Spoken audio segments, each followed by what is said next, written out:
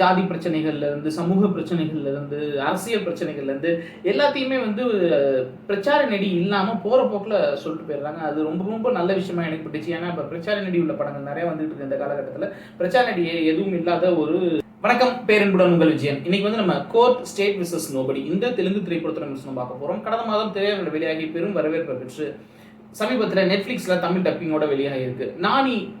நடிகர் நானி அவர் தான் இந்த திரைப்படத்தை வெளியிட்டிருந்தாரு. அவர் வெளியிடுறதுக்கு முன்னாடி சொன்னார், இந்த படம் உங்களுக்கு பிடிக்கல அப்படின்னா நீங்கள் அடுத்து என்னோட படம் வரப்போகுது ஹிட் தேர்ட் கேஸ், அது நீங்கள் பார்க்கவே வேணாம். இந்த படம் ஓடல அப்படின்னா அந்த படம் நீங்கள் பார்க்கவே வேணாம் அப்படின்னு சொல்லியிருந்தாரு. அவ்வளவு நம்பிக்கையாக ஓவர் கான்ஃபிடன்ஸ் மாதிரி தெரியுது அப்படின்னு நிறைய விமர்சனங்கள் வந்துச்சு. ஆனால் படம் வெளியாகி சரியான கிரிட்டிக்கலி அக்ளைம்டு மூவியாச்சு, நல்ல ரெஸ்பான்ஸு. அதுக்கப்புறம் இப்போது நெட்ஃப்ளிக்ஸில் தமிழ் டப்பிங்கோட வெளியாகி இருக்கு. படத்தோட கதை என்ன அப்படின்னா, ஆந்திராவில் இருக்கிற ஒரு சின்ன கிராமம், அங்கே இருக்கிற ஒரு 19 வயசு காலேஜில் படிக்கிற ஒரு பையன். அவன் வந்து இன்னொரு காலேஜ் படிக்கிற பொண்ணை எக்ஸாமுக்கு ப்ரிப்பேர் ஆகிட்டு இருக்கிற என்ட்ரன்ஸ் எக்ஸாமுக்கு ப்ரிப்பேர் ஆகிட்டு இருக்க பொண்ணை வந்து லவ் பண்ணுறான். அது அந்த பொண்ணோட வீட்டுக்கு தெரிஞ்சு போயிடுது. இந்த பையனோட அப்பா அந்த பொண்ணோட வீட்டில் வாட்ச்மேனை வேலை பார்க்குறாரு. அவங்க அம்மா வந்து இஸ்திரி போடுற வேலை பார்க்குறாங்க. ஸோ ஒரு வாட்ச்மேனோட பையன் தன் வீட்டு பொண்ணை எப்படி காதலிக்கிறான் அப்படின்ட்டு அந்த பொண்ணோட மாமா அவர் ஊரில் ஒரு பெரிய தலைக்கட்டாக இருக்காரு. அவர் இவன் மேலே கேஸ் போடலாம் அப்படின்ட்டு அவனை சரியாக சிக்க வச்சு கடைசியில் அது போஸ்கோ கேஸாக மாறிடுது. அது எதனால அப்படின்னா, அந்த பொண்ணுக்கு 18 வயசு ஆகிறதுக்கு இன்னும் 20 நாள் இருக்குது.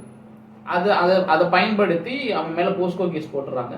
அதை எதிர்த்து நம்ம ஹீரோ கோர்ட்டில் போராடுறாரு. ஜெயிச்சாரா இல்லையா அப்படிங்கிறது தான் திரைப்படத்துடைய கதை.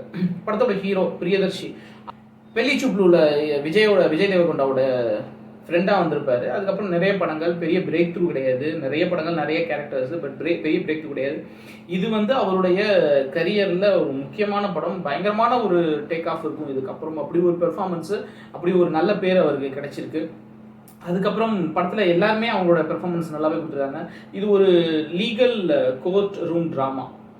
படத்தில் எனக்கு என்னோட மிகப்பெரிய மைனஸ் வந்து என்ன அப்படின்னா வந்து, ஃபஸ்ட்டு ஹாஃப் கிட்டத்தட்ட 2.5 மணி நேரம் ஓடக்கூடிய படத்தில் கிட்டத்தட்ட 1 மணி நேரத்துக்கு மேலே அந்த 2 பேரும் அந்த லவ் பண்ணுற சீன்ஸ் எல்லாம் வந்து ரொம்ப பெருசாக லென்த்தாக எடுத்துச்சு. அது ரொம்ப ட்ராகிங்காக இருந்துச்சு.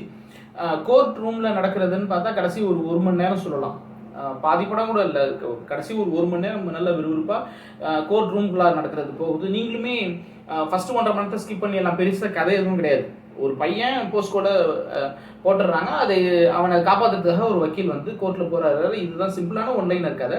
பட் படத்தோட ஒட்டுமொத்த கண்டென்ட்லேருந்து சுவாரஸ்யமான விஷயங்கள் எல்லாமே கடைசி 1 மணி நேரத்தில் தான் இருக்குது. ஸோ நீங்கள் தாராளமாக கடைசி 1 மணி நேரத்தை மட்டும் பார்த்தாலே இந்த படத்தோட எசன்ஸ் உங்களுக்கு புரிஞ்சிடும். அப்புறம் இந்த படத்தில் எனக்கு ரொம்ப பிடிச்ச விஷயம் என்னென்னா, எதுவுமே ப்ரீச்சி மோடில் இல்லை.